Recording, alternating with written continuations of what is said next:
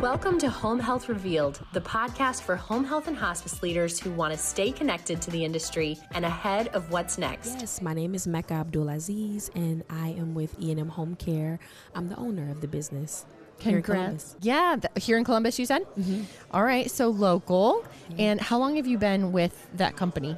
Yeah, so started it at the end of 23, so it'll be 3 years this year. And did you start it from scratch? Did you purchase? Started from scratch. How was that? I want to hear all about that. You know, God is for sure leading the pack. So I actually started in education. Same. Yes, higher education. Started there, and well, I guess I'll back up a little bit more. I was in marketing and communication, then education, and then going into my own business. I always wanted to have my own business. I just wasn't sure exactly what it would be, but I knew if I was going to do it, it had to be with advocacy and being able to help people. Even in education, I'm very much of a bridge builder or trying to connect people to resources. And so that's how I wanted to lead.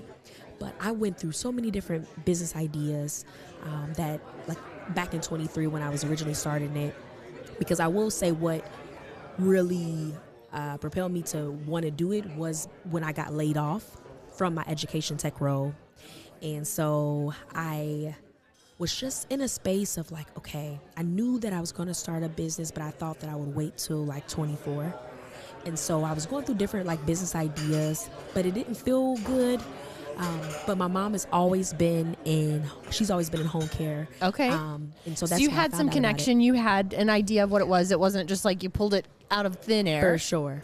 So Okay. she was the connector and me knowing about home care. And I decided I was just doing some research one day, and I literally looked up how to start a home care business in Ohio and took it away from there. Wow, that's incredible because that's a huge leap of faith. Yes. But you were kind of in a place, it sounds like, with your life where decisions had to be made. Yes.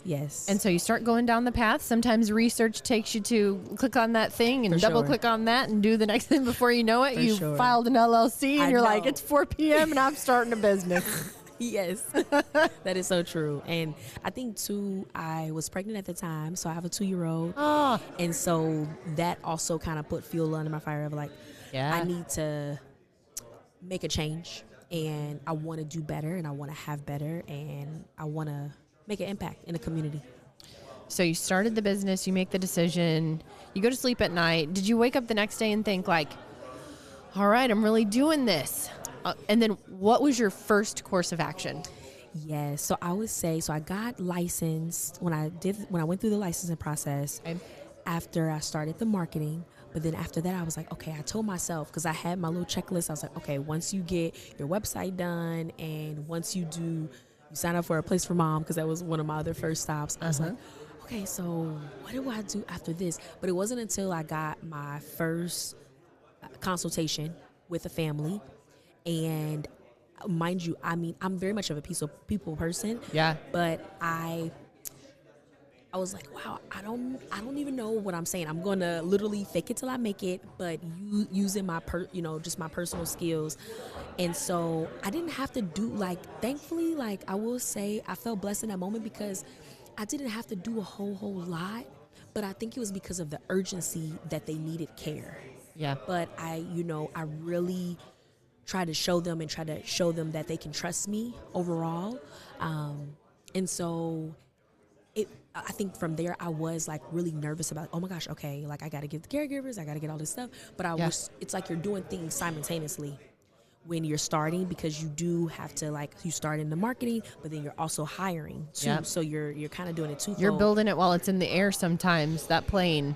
And I remember trying to ask people and trying to ask mentors and stuff okay, so which step do I go first and everything, but it was I only was going to learn it if I did it. Mm-hmm. And I think that's what's so hard. Is the best thing I can tell someone is do it simultaneously, in an odd way, but It's almost like I've thought about it this way with any kind of business, which you have such a rich background in communications, marketing, and education. I mean, truly, that set you up for success because any level of business is going to require some of those things and the people skills. You're the face of the business. You're out there. You're talking to people. So I'm sure that lent itself really well to that growth that you needed. But there's a part of this business and any business that I feel like I almost put together words in my mind of like, it's a meaningful struggle. And when I think through that, it's that you learn so much when you're having those sleepless nights, when you're really digging deep into the heart of who you are to think about problem solving, who you want to fulfill the mission of your business. You're hiring people and you're talking to them from a place of care and compassion, and you're sharing your vision for who you want to be, because they ultimately become your brand and your little legs and feet in your mission field, in your market, in where you are.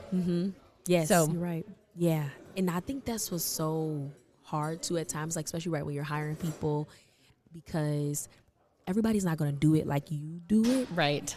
And when you're trying to find people that fit up to that like mission or your, standard in a weird way, but it's all in all, you're trying to, like, my biggest thing is I try to talk to people of like, hey, like, listen, I want you to know like why I started this business and like where we are in my vision. And I try to give people as much background as I can, because I want them to see like my passion, and I want that to come through the agency as a whole. Like, hey, listen, like you're not just a caregiver. You're not just this. Like this is big here in this agency. Like I appreciated the work that you're doing and being able to provide this care or being able to help take us to the next level. Like it's not just of a position. Right. It is we're changing. Our goal is to change lives, people's families, and being able to help them out internally in their home and out in the community overall.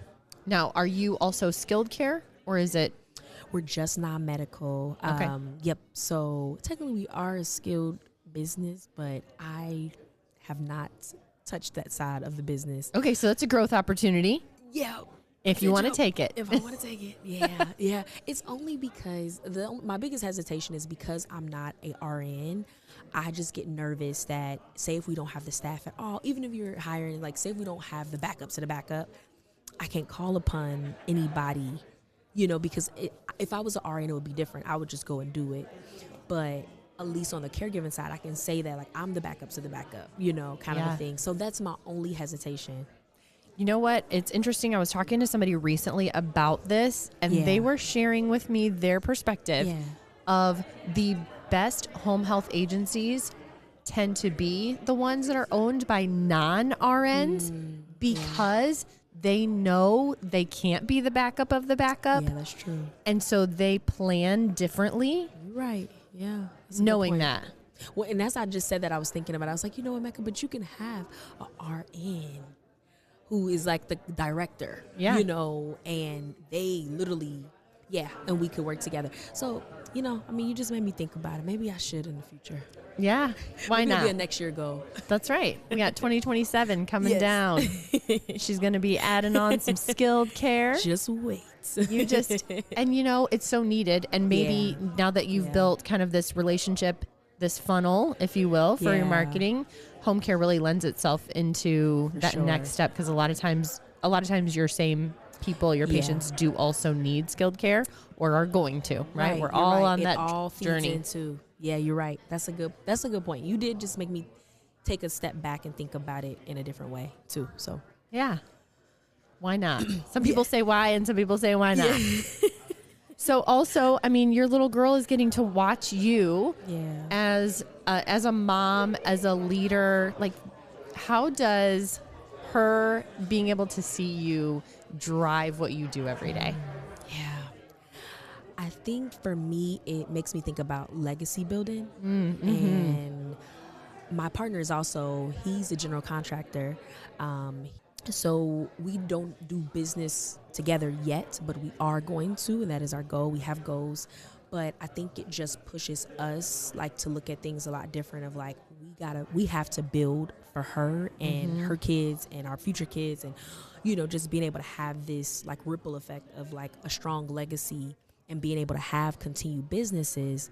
And it's not even about like, I don't want to like force them into like, oh, you have to do, but I think it's important for her to see what we do. And I do like to take her along when I can. Yeah. Sometimes it just doesn't make sense. But as she gets older, I'm so excited to take her along with me, like in meetings and networking events, and her being able to see, because it is super important that she also sees that she can do this one day as well, and that it's not out of reach, even when I felt like this was like, like, can I do this? But I think it just will show her and discipline her in different ways. She still has to work for, what she has, for sure. But we're building legacies. We're trying to change, generational curses or just generational things overall. And so I hope that this start of what we're doing, my partner and I, is showing her that. Yeah, it's going to empower her, that next generation. I do love the word legacy, because I think even if it's not the business that you hand off, right, it's the wisdom of that you got building the business. Exactly. She's heard these conversations. She's heard you talk about patients in a certain way, about your caregivers. Like, she's watching you build and do and be. And so that alone is going to give her the sky's the limit kind of opportunities. So, well, anything I haven't asked you that you want to share about maybe the OCH or your experience with them? I would say that this has been a nice opportunity to be able to be connected to OCH. I went to my first, I think that was back last year or so, one of my first events. And I like the smaller, like intimate events that they also have. Yeah, the regional ones. The regional, or even I try to be a part of like some of the committees. I know I can't do all of them, but I think I like the opportunities and the learning that they also have, and just like the networking. Like, even if it isn't someone who is not in your town, but being able to have these people as connections and learning from them. Like, so I'm super grateful to be a part of this group, and having those education. That networking community. Yeah, it is so great. And coming to events like this, I think just really gives you that time to kind of step away, realize that you have an entire community of people who really are here to support you, connect you, talk to you about it. And you don't have to feel alone in maybe some of the things you're working through in your mind. There are ideas that surface that are so, for some people, kind of a duh moment, and other people kind of that aha moment, like, oh, you've been doing it that way? Well, I hadn't thought about that. Yeah. Like, just some of these organic things that happen in the room, I feel like are the biggest takeaways. Yeah. Yeah. You're right.